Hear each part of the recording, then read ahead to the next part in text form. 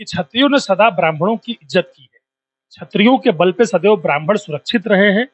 ठाकुर शब्द का प्रयोग जो लगातार करके उन्होंने टारगेटेड कर दिया किसी एक जाति वर्ग को, और पूरी तरह से राजपूत वर्सेस ब्राह्मण सोशल मीडिया पर ट्रेंडिंग चल रहा है, इससे लोगों को बचना चाहिए। वर्तमान में चिंता हमें करनी चाहिए युवा जो बेरोजगार है उस पे, महिलाओं पर जो उत्पीड़न हो रहा है उस पे चर्चा ना करके किसी जाति वर्सेस को टारगेटेड करके बात बोलना ये कतई उचित नहीं है। क्षत्रिय वो है जो हमेशा ढाल ले किसी के लिए खड़ा रहता है। क्षत्रिय कभी भी किसी को नुकसान पहुंचाने की बात नहीं करता। नमस्कार, मैं हूं सोनू और आप देख रहे हैं मीडिया दर्शन अखबार का यूट्यूब चैनल।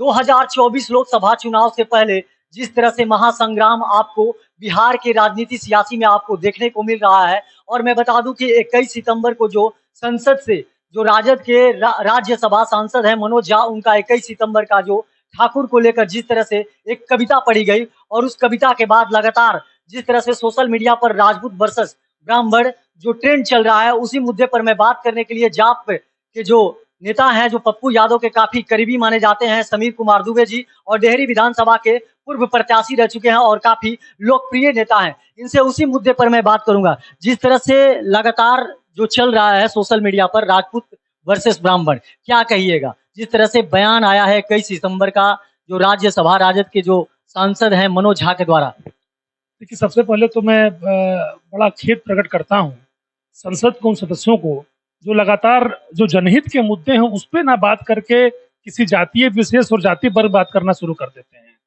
जहां तक रही बात मनोज झा जी के बयान की, जो उन्होंने कविता पढ़ी है राज्यसभा में, मैं उस पर कहना चाहता हूँ कि जिन ठाकुर शब्दों का प्रयोग मनोज झा जी ने लगातार अपने कविताओं के माध्यम संसद में किया है, मैं यह कहना चाहता हूँ कि आज के समय में ठाकुर अडानी अंबानी परिवार के लोग हैं।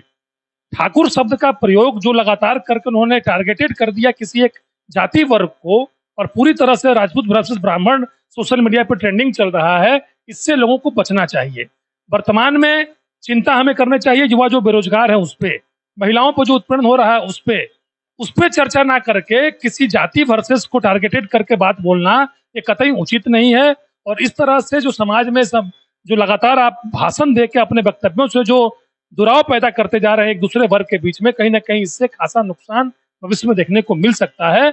ऐसी चीजों से संसद के जितने भी सदस्य, चाहे वो राज्यसभा के हों चाहे लोकसभा के हों, इससे बचे और संसद में बेरोजगार युवाओं पे, महिलाओं पर हो रहे उत्पीड़न के बारे में बोले, ताकि उससे जनहित का भला हो, ना कि किसी जाति वर्ग विशेष का नुकसान हो।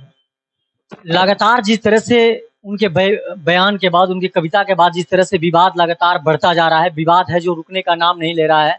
बीजेपी के नेता भी हैं जो लगातार हमला पे हमला कर रहे हैं, और जो चेतन आनंद हैं जो राजद के विधायक हैं, वह भी इन पर हमला कर रहे हैं, मोर्चा खोल रखे हैं। देखिए, चेतन आनंद जी जो विधायक हैं शिवहर के, और उनके जो पूज्य पिताजी हैं माननीय श्री आनंद मोहन जी, लगातार जिस हिसाब से इस वक्तव्य पे अपनी कठोर वाणियों से लोगों को संबोधित कर रहे हैं और लगातार टारगेटेड कर रहे हैं, तो मैं ऐसा कहना चाहता हूं कि वो जनहित के मुद्दों पे क्यों नहीं बोलना चाह रहे हैं। आखिर क्या कारण है कि एक कविता का संदर्भ देने के बाद लगातार उन्होंने अपने ऊपर इस कविता को क्यों ले लिया है। अगर आज के तारीख में कोई व्यक्ति विशेष किसी बात को कहता भी है, तो ठाकुर शब्द का जो प्रयोग उस कविता में कहा गया है कि खेत ठाकुर का, पानी ठाकुर का, जमीन ठाकुर की, कुआं ठाकुर का, तो वो तो एक कविता है वाल्मीकि की जो पहले से लिखी हुई है। जब ये कविता ड्राफ्ट की गई थी, कविता तो कोई नई पैदा नहीं हुई, नया तो लिखा नहीं गया, तो इस कविता पर पहले ही क्यों नहीं संघर्ष किया गया। इस तरह कविता मार्केट में आती ही नहीं, ये कविताएं ही गलत है। जब शुरू में यह कविता आई थी तो खूब इसको लोगों ने पढ़ा। ये कविता मैंने इरफान की आवाज में भी सुना है, जो मरहूम हो गए इरफान एक्टर थे, आपको बॉलीवुड के फिल्म एक्टर्स थे, आपने इरफान का नाम सुना होगा।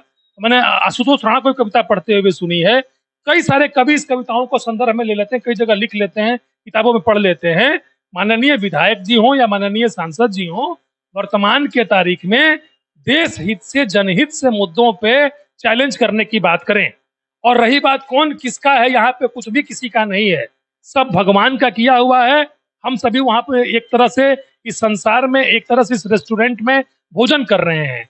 जगत में कोई ना परमानेंट, कुछ भी लगा लो, कोई परमानेंट यहाँ पर नहीं है।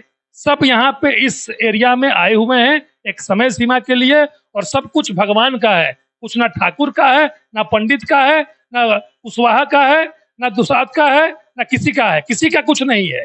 आज के तारीख में जो भी चीजें हैं उसको ईश्वर की कृपा पात्र मानते हुए, ईश्वर की दी हुई चीज मानते हुए एक समय सीमा तक उसका उपभोग करिए और जनहित में प्रेम की भाषा को बोलते हुए जन सहयोग की भावना से देश को आगे बढ़ाने में मदद करिए, न कि टारगेटेड शब्दों को अपने ऊपर लेके राजपूत अपने ऊपर ले ले, पंडित अपने ऊपर ले ले, कुशवाहा अपने ऊपर ले ले और उसको लेकर जो जातीय संघर्ष शुरू हो जाए इस बिहार में, इससे हमें बचना है और तब जाके हमारा बिहार विकसित हो पाएगा। लगातार जिस तरह से आनंद मोहन हमला पे हमला किए जा रहे हैं, कभी कह रहे हैं कि अगर मैं संसद में होता तो जिह्वा खींचकर उछाल देता, कभी कहते हैं कि हत्या कर देते हैं।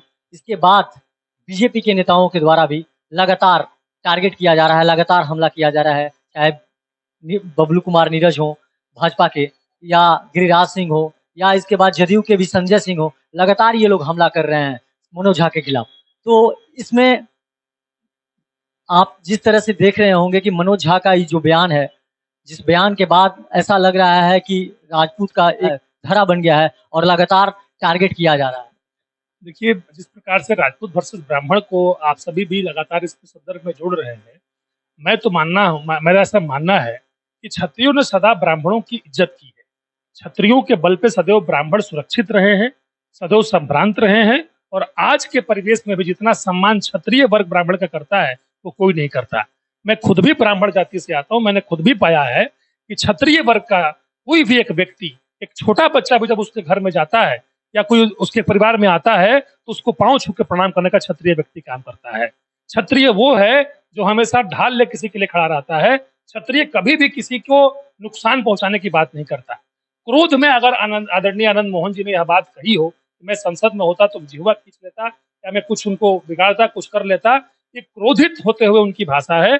लेकिन मेरा ऐसा मानना है कि आनंद मोहन जी एक ऐसे छवि के व्यक्ति हैं जो कभी भी किसी ब्राह्मण को अपने आपत्तिजनक शब्दों से दुखित नहीं कर सकते। सदैव उन्होंने लोगों की मदद करी है और ऐसी बातें उनके मुख से शोभा नहीं देती है। तमाम क्षत्रिय वर्ग के प्रति मैं व्यक्तिगत तौर पर भी आभार व्यक्त करता हूँ जो मेरे से एक ब्राह्मण परिवार के लड़का को भी डेहरी विधानसभा क्षेत्र में भाई और बेटा की तरह मानते हैं और मुझे बहुत प्रेम करते हैं।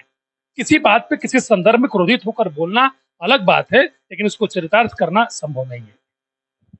खास तौर पे ये जो दोनों जातियां हैं, राजपूत और ब्राह्मण, काफी आपस में ये मिलजुल के रहते हैं और एक दूसरे को गुरु का भी दर्जा दिया जाता है। ऐसा नहीं लगता है कि आपसी भाईचारा और आपसी सौहार्द बिगाड़ा जा रहा है इन दोनों संबंधों के बीच में? देखिए, कई लोगों के बयानों से आपसी संबंध बिगड़ने वाले हैं नहीं। क्षत्रिय समाज का ब्राह्मण समाज एक दूसरे के पूरक हैं और सदैव एक दूसरे के पूरक रहेंगे और सदैव क्षत्रिय लोगों ने ब्राह्मणों का सम्मान किया है और सदैव ब्राह्मणों ने भी क्षत्रिय के सम्मान में क्षत्रियों की रक्षा, सुरक्षा और उनके उन्नति के लिए सर्वशक्तिमान ईश्वर से प्रार्थना की है और ये जन्म जन्मांतर तक चलता रहेगा। इन नेताओं के बयानों से कहीं भी किसी क्षत्रिय और किसी ब्राह्मण या किसी अन्य जाति के बीच में कहीं भी उन्माद फैलने वाला नहीं है। आज के तारीख में हर व्यक्ति बुद्धिमान है और राजपूत जाति से हो, चाहे ब्राह्मण जाति से हो, चाहे अन्य किसी जाति से हो, सभी व्यक्ति इस समाज में मिलजुल कर रहना चाहते हैं और जो देश की उन्नति और राज्य की तरक्की चाहता है, अपने परिवार की तरक्की चाहता है, वो कतई इस तरह के मुद्दों पर ना फंसेगा। वो सदैव उन्नति की बात करेगा और इस मुद्दों को भटकाते हुए किसी ऐसे मुद्दे बनाने को खड़ा करेगा क्षत्रिय को, ब्राह्मण को और अन्य लोगों को भी, ताकि जिससे राज्य का, शहर का, देश का और उनका व्यक्तिगत तौर पर विकास हो।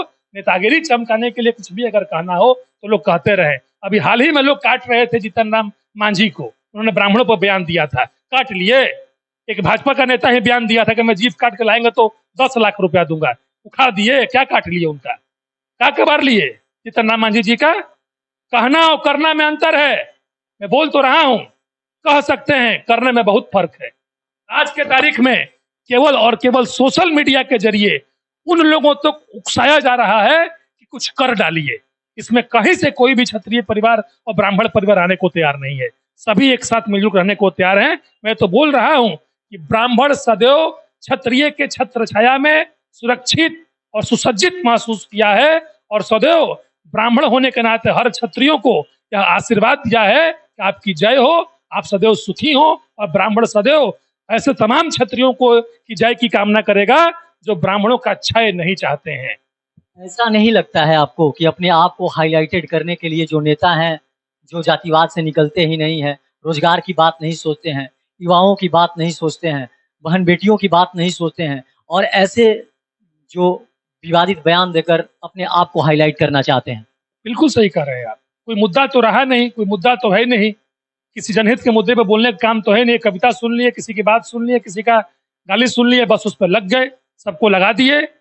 एक आदमी को बोलिए किसी ज्वलंत मुद्दे पे एकत्रित होने के लिए, एक आदमी एकत्रित होने को तैयार नहीं होता है। और जातीय संघर्ष करने के बोलिए, जातीय उन्माद फैलाने को बोलिए, जाति के नाम पे भीड़ एकत्रित करने को बोलिए, सब एकत्रित हो जाएगा। मैं बोल तो रहा हूं कि दुख की घड़ी में जो साथ दे वही आपका जात है, वही आपका भाई है, वही आपका बेटा है। और आज के तारीख में बिहार में कई प्रकार का दुख है। सबसे बड़ा दुख युवाओं की बेरोजगारी का है, महिलाओं पे हो रहे उत्पीड़न का है। शहर में, गांव में, कस्बों में कई ऐसे ज्वलंत मुद्दे हैं। अभी ध्यान सबसे अधिक उस पर देना है ताकि हमारा शहर, हमारा राज्य, हमारा देश कैसे विकसित हो जाएगा, न कि किसी एक नेता के पहले की लिखी गई कविता पर, उसके पर गलत चीजों को आरोप लगाते हुए, उसका गलत अर्थ लगाते हुए लगातार जनता को जो भड़काने का काम चल रहा है, इससे लोगों को बचना चाहिए। और लोगों को भी जागरूक होना चाहिए कि कविताएं यह डिसाइड नहीं करती कि किसका क्या है। लोगों का बल डिसाइड करता है, लोगों का कर्म डिसाइड करता है, लोगों का स्वभाव डिसाइड करता है कि किसका क्या रहेगा और किसका क्या होगा।